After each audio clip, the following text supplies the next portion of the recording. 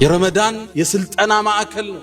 ለውጦን እንዲወጣ የሚፈለግባቸው መሰረታዊ ነገሮች አሉ። እኛ ህይወት ላይ ረመዳን ምን ለውጥ አምጥቷል ነው ወይስ የረሃብ አድማ ውስጥ ብቻ ነው ያለነው? ረመዳን ለኛ አስተምሮት ሊሄድ የፈለገው ነገር ህይወታችን እየተከሰተ ነው ወይ? አላህ ጾምን ለምን እንደደነገገው ተናግሮ ሲቋጨው ለዓለኩም ተተቁን ተቅዋን ታዳብሩ ዘንድ ይከጀላል። ህይወታችሁ ዘንድ ለውጥ ይመጣ ዘንድ ይፈለጋል። የረሃብ አድማ አይደለም አላህ ያሰበው።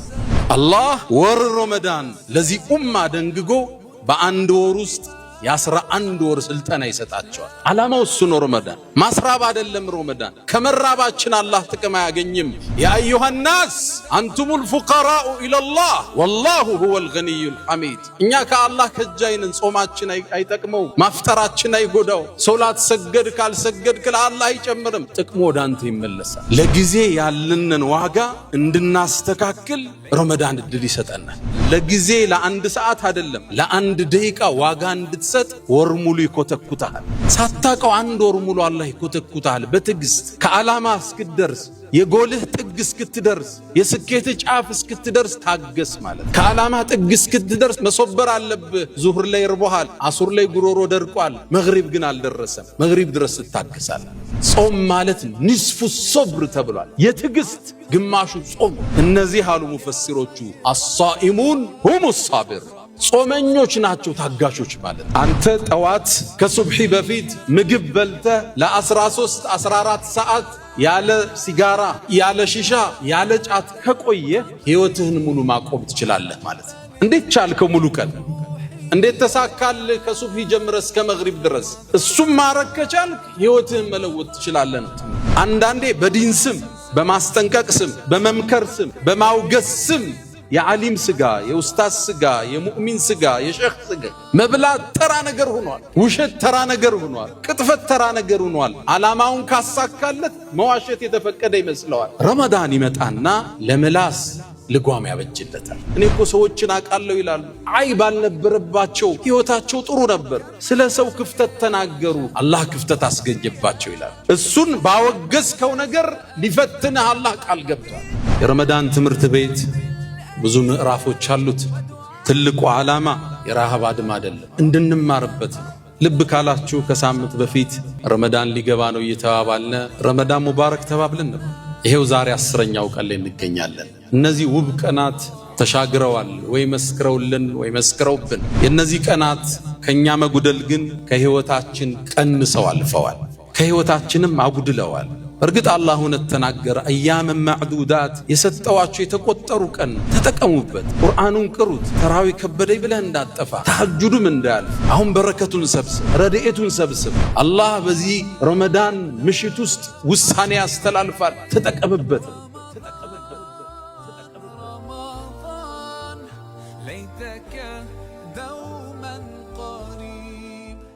አልሐምዱሊላህ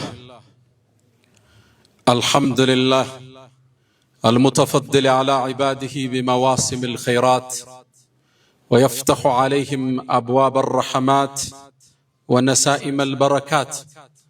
حمدا لك اللهم لما أسبغت من النعم وصرفت من النقم وأكثرت من العطاء وكشفت من الغطاء. الحمد لله تتابعت برك واتصلت خيرك وكمل عطاؤك وتمت فواضلك وعمت نوافلك وبر قسمك وتحقق وعيدك. اللهم أنت أحق من ذكر وأحق من عبد وأنصر من ابتغي وأرأف من ملك وأجود من سئل وأوسع من أعطى. أنت الملك لا شريك لك والفرد الذي لا ند لك. لن تطاع إلا بإذنك ولن تعصى إلا بعلمك. تطاع فتشكر وتعصى فتغفر. أقرب شهيد وأدنى حفيظ. حلت دون النفوس وأخذت بالنواصي وكتبت الآثار ونسخت الآجال والقلوب لك مفضية والسر عندك علانية. الحلال ما أحللت والحرام ما حرمت والدين ما شرعت والخلق خلقك والعبيد عبيدك وأنت الله الرؤوف الرحمن ناداك قلبي خاشعا ولساني يا عالما بالسر والإعلان فرج كروب المسلمين جميعهم واحفظ علينا نعمة الإيمان يا من إذا وقف العبيد ببابه ستر القبيح وجاد بالغفران تعفو الملوك عن النزيل بحيهم كيف النزيل بساحة الرحمن أشهد أن لا إله إلا الله ولي الصالحين وحده لا شريك له له الملك وله الحمد وهو على كل شيء قدير أشهد أن سيدنا وإمامنا وقرة أعيننا محمدا عبد الله ورسوله وخيرته من خلقه وآمينه على وحيه بعثه الله بين يدي الساعة بشيرا ونذيرا وداعيا إليه بإذنه وسراجا منيرا ختم الله به الرسالة وهدى الله به من الضلالة وبصر به بعد العمى فصلوات الله وتسليماته عليه ما اتصلت عين بنظر ووعت أذن بخبر وسلم تسليما كثيرا يا رسول الله لك أحرفي رتلتها ترتيلا طوبى لشعر في مكامك قيلا صلى عليك الشعر حين نسوقه ويظل مهما قيل عنك قليلا فصلوات الله وتسليماته عليه اللهم احشرنا في زمرته وجعلنا من خالص أمته يا أكرم الأكرمين أيها الناس عباد الله أوصي نفسي الخاطئة وإياكم بتقوى الله ولقد قال تعالى ولقد وصينا الذين أوتوا الكتاب من قبلكم وإياكم أن اتقوا الله يا أيها الذين آمنوا اتقوا الله وقولوا قولا سديدا يصلح لكم أعمالكم ويغفر لكم ذنوبكم ومن يطع الله ورسوله فقد فاز فوزا عظيما يا أيها الذين آمنوا اتقوا الله حق تقاته ولا تموتن إلا وأنتم مسلمون أيها الصائمون القائمون نحن داخل شهر كريم وموسم عظيم ومعلوم أن شهر رمضان من أفضل الطاعات وأزكى العبادات بل هو ركن من أركان الإسلام ومبنى من مبانيه العظام كتبه الله الصيام على الأمم الذين من قبلنا وكتبه على هذه الأمة الميمونة قال جل شأنه يا أيها الذين آمنوا كتب عليكم الصيام كما كتب على الذين من قبلكم لعلكم تتقون ومقصد الصيام أن نتربى على التقوى رمضان مدرسة كبرى يتربى فيها المؤمنون حتى يتزودوا للشهور الباقية تعالوا بنا اليوم نقتبس من مدرسته ذكرى ود مؤمنان يتكبر ورست قبتنال رمضان النسطن جيت الله يتمسجن يهون الحمد لله رب العالمين رمضان سمتا فطرة عالمو باتك علي لوت أستي قبال سماي ግዙፍ ለውጥ ላይ ይከሰታል የውባ ጀነት በሮቿ እንዲከፈት ይደረጋል የጀሃነም በሮች ለወር እንዲዘጉ ይደረጋል አላህ ጀነትን በየቀኑ እንድትዋብ ለመላእክት ትእዛዝ ይሰጣል የሰው ልጆችን የነጻውን ጉዞ የሚያሰናክሉት ሸይጣናት እንዲጠፈሩ አላህ ያዛል ግዙፍ ክስተት ነው የሚከሰተው በማናየው ምናባዊ ዓለም ውስጥ ፍጥረተ ዓለሙ ትልቅ ለውጥ ውስጥ ይገባል ይሄ ወር ሲገባ ከሰማይ መላእክት እንዲዘንቡ ይደረጋል ተነዘሉ الملائكة والروح فيها برمضان ባንድ የተከበረች ምሽት መላእክት ይዘንባሉ አለ አላህ ተንዚሉ አላለም ተንዚሉ ይወርዳሉ ነው ተነዘሉ ማለት ይረግፋሉ ማለት መላእክት ከሰማይ ወደ ምድር ወርደው ምእመናንን የሚጎበኙበት ፍጥረት ዓለሙ በአጠቃላይ የሚለወጥበት ግዙፍ ክስተት ረመዳን ይህን ክስተት ውስጥ የከተተን ጌታ አላህ የተመሰገነ ይሁን። አልሐምዱሊላህ ረብል ዓለሚን። የመጨረሻ ረመዳናችንም አላህ ያድርግብን። ታዲያ ፍጥረት ዓለሙ በዚህ ልክ ሲለወጥ እኛ ህይወት ላይ ረመዳን ምን ለውጥ አምጥቷል ነው ወይስ የረሃብ አድማ ውስጥ ብቻ ነው ያለነው? ረመዳን ለኛ አስተምሮት ሊሄድ የፈለገው ነገር ህይወታችን እየተከሰተን ነው ወይ? አላህ ጾምን ለምን እንደደነገገው ተናግሮ ሲቋጨው ለዓለኩም ተተቁን ተቅዋን ታዳብሩ ዘንድ ይከጀላል። ህይወታችሁ ዘንድ ለውጥ ይመጣ ዘንድ ይፈለጋል። የረሃብ አድማ አይደለም አላህ ያሰበው። ከመጾማችን አላህ ይጠቀምም፣ ከማፍጠራችንም አላህ ይጎዳም። እናንተ ያደም ልጆች ሆይ ከናንተ ውስጥ ሴቱም ወንዱም ትንሹም ትልቁም ሰውም ጅኑም አንድ ሜዳ ላይ ሆናችሁ አላህን በጣም እንደሚፈራ አንድ ባሪያ ብትሆኑ ከስልጣኔችን ያህል አትጨምሩም ይላል አላህ። እንደዛውም ተሰብስባችሁ አመፀኛ ብትሆኑ ከኔ ስልጣን አታጎሉም ይላል። ታዲያ ዓላማው ለምንድነው ምን ጾመው? ለሱም ማይጠቅመው ከሆነ ለኛ ስለሚጠቅመን አላህ ወር ረመዳን ለዚህ ኡማ ደንግጎ በአንድ ወር ውስጥ የ11 ወር ስልጠና ይሰጣቸዋል። ዓላማው እሱ ነው። ረመዳን ማስራብ አይደለም። ረመዳን ከመራባችን አላህ ጥቅም አያገኝም። ያ አዩሃ الناس አንቱሙል ፉቀራኡ ኢለላህ ወላሁ ሁወል ገኒዩል ሐሚድ። እኛ ከአላህ ከጃይነን ጾማችን አይጠቅመው፣ ማፍጠራችን አይጎዳው። ሶላት ሰገድ ካልሰገድክ ለአላህ አይጨምርም፣ ጥቅሙ ወደ አንተ ይመለሳል። በአንድ ወር ውስጥ የ11 ወር ስንቅ ሊሰጠን አላህ አሰበ። የረመዳን የስልጠና ማዕከል ለውጦን እንዲወጣ የሚፈለግባቸው መሰረታዊ ነገሮች አሉ። አንድ እንበል እስኪ። የመጀመሪያው ለጊዜ ያለንን ዋጋ እንድናስተካክል ረመዳን እድል ይሰጠናል። አሁን ቀጠሮው እንደ ነገሩ ነው። ስብሰባዎች አርፍደው ይጀመራሉ። የኮሚቴ ስብሰባ፣ የድር ስብሰባ፣ የቢዝነስ ስብሰባ፣ የመድረሳ ስብሰባ፣ የትምህርት ቤት ስብሰባ ሁሉም ከጊዜ ጋር የተጣረዙ ናቸው። ሰው ቀጥሮ 1 ሰዓት ማስጠበቃውን ተራ ነገር ነው። ትንሽ ትራፊክ ጃም ይዞኝ ይላል፣ ቀላል ነው። ረመዳን ይመጣና ለጊዜ ለ1 ሰዓት አይደለም ለ1 ደቂቃ ዋጋ እንድትሰጥ ወር ሙሉ ይኮተኩታል። በስልጠና ሳይንስ ውስጥ በስነ ለውጥ ሳይንስ ውስጥ አንድ ሰው አንድን ነገር ለ21 ቀን ካደረገው ለውጥ ውስጥ ይገባል። ሀቢት ምን ልማድ ያረጋዋል። አላህ ግን ከ21 ቀን ሌላ 8-9 ቀን ጨመረና 29-30 አረገው። የተጓደለ ካለ እንዲሟላ አንድን ነገር ለ30 ቀን ስታደርገው ባህሪ እየሆነ ይመጣል። እሱን ነው ሊያሰለጥነ የፈለገው።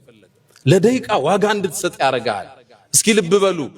አዛን ከማለቱ ከ5 ደቂቃ በፊት አንድ ሰው ቢያፈጥር ጾሙ ትክክል ነው? 5 ደቂቃ ዋጋ አለው ማለት ነው በእስልምና። 3 ደቂቃ ሲቀረው ብታፈጥር ጾሙ ተቀባይነት አለው? ችግር ውስጥ ወድቀሃል ማለት ነው።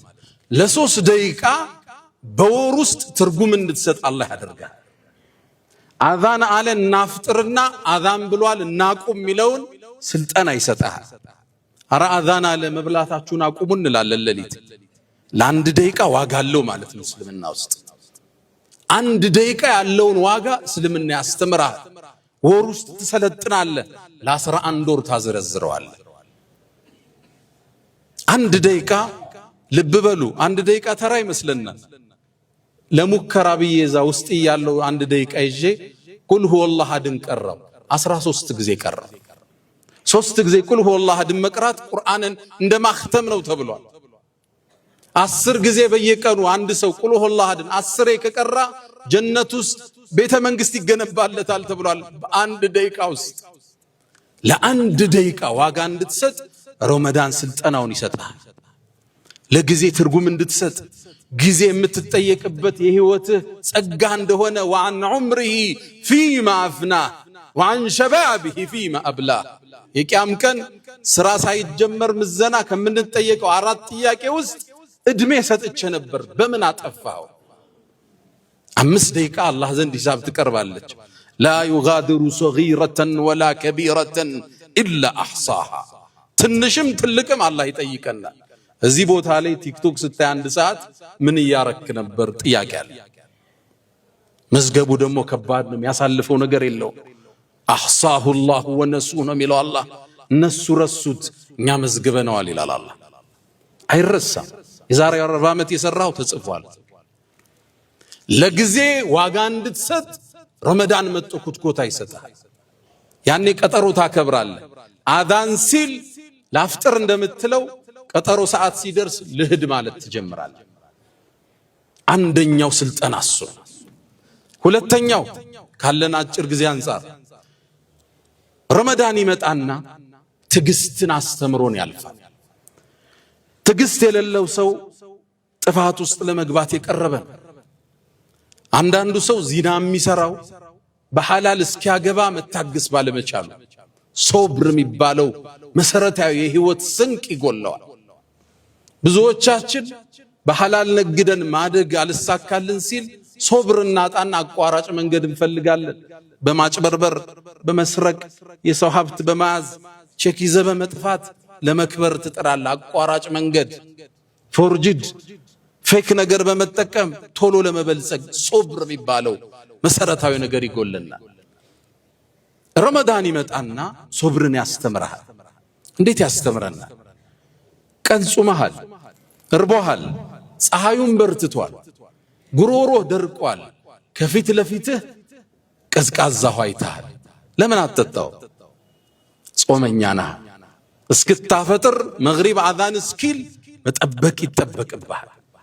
ሳታውቀው 1 ወር ሙሉ አላህ ይኮተኩታል በትዕግስት ከዓላማ እስክትደርስ፣ የጎልህ ጥግ እስክትደርስ፣ የስኬት ጫፍ እስክትደርስ ታገስ ማለት ነው። ለምን ይመስላችኋል ብዙዎቻችን መጽሐፍ ጀምረን ማንጨርሰው? ሶብር አጠን ነው።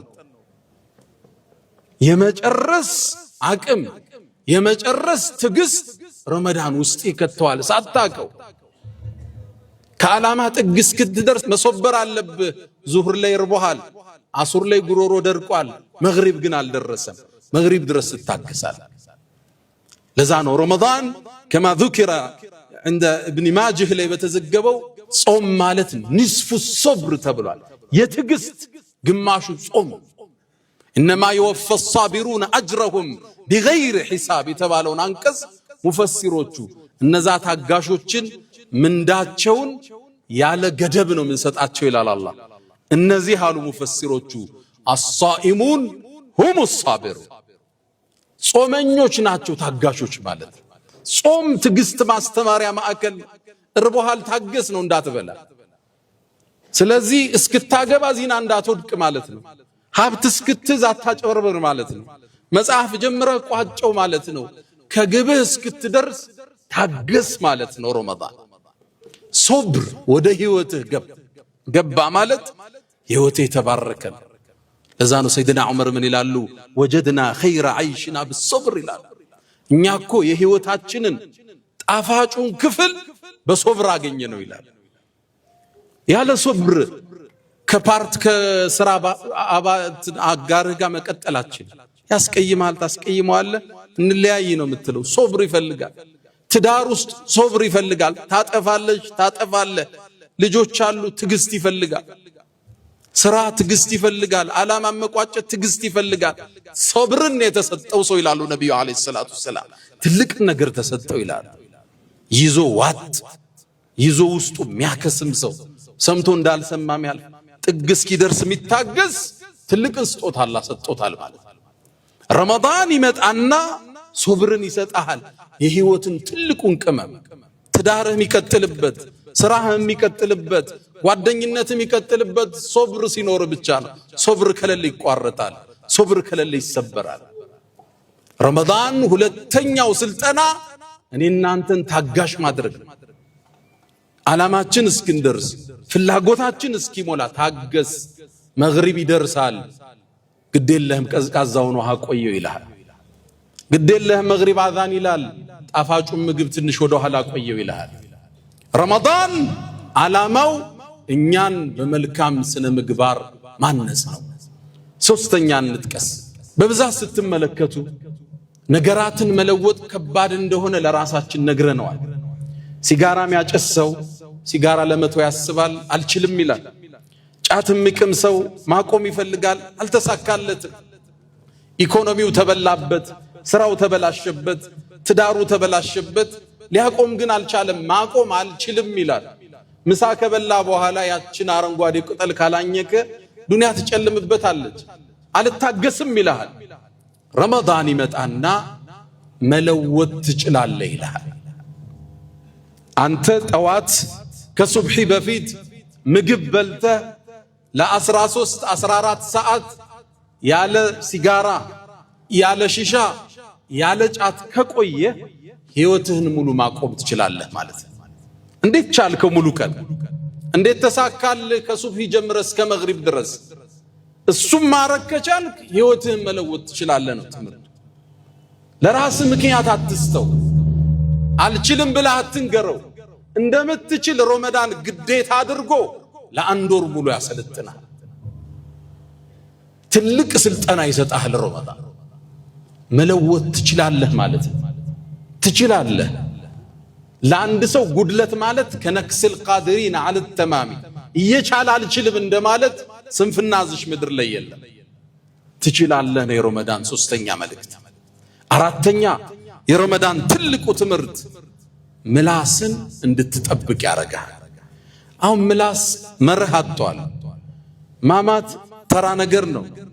ፌስቡክ ላይ ኮሜንት ኡስታዙን ዓሊሙን መሳደብ ተራ ነገር ነው። አሁን አንዳንዴ በዲን ስም በማስጠንቀቅ ስም በመምከር ስም በማውገስ ስም የዓሊም ስጋ የኡስታዝ ስጋ የሙእሚን ስጋ የሼኽ ስጋ መብላት ተራ ነገር ሆኗል።